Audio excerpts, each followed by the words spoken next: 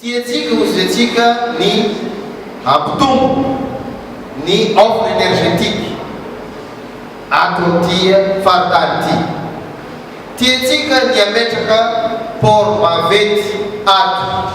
Tiantsika eritreretintsika ny ametraka ny atao hoe zone industrielle atia amin'ny faritra nosy.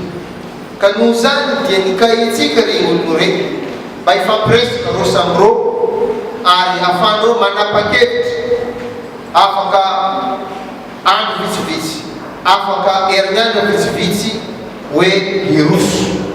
Ka araka ny hitatsika tamin'le résolution teo dia misy ny finiava avy amin'ireo mpampiasa volareo handroso hanatanteraka an'ireny vina ireny ka isorana zagnahary zegny ary isorana rokoa. Ino moa zany ny toy ty asa ity? Ny toy ty asa ity dia wisy fanakaloza-kevitra izay atao any amin'ny mpanatanteraka satria efa nagnano ny anjara asany ny aty amin'ny antenimieram-pirenena ny solombavambahoaka avy aty amin'ny faritany Nasirahana ary hoentinay any am-panatanteraka ny tolo-kevitra avy aty amin'ny ty fivorena ity. Rehefa naregny zahay dia nandray nandraikitray ny solombavambahoaka avy aty faritany Nasirahana ity.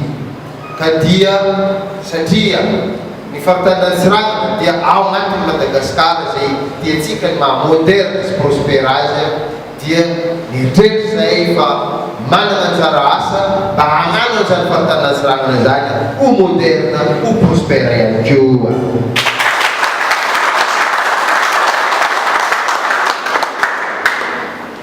Ny fivoriana izay natao teto nanomboka omaly dia fivoriana izay nafana namory ny mpanambola avy any ivelany, avy amin'ny firenena maromaro, avy any Italie, avy any France, avy any Belgique, avy any Malaisie, avy any Chine, misy koa ny solitena avy any Inde.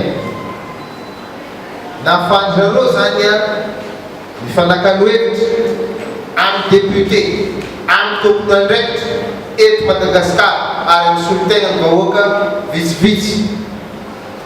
Ny antony dia satria atsika manana vina napetraka hoe tiantsika no hisy zany aéroport international zany aty avaratra aty.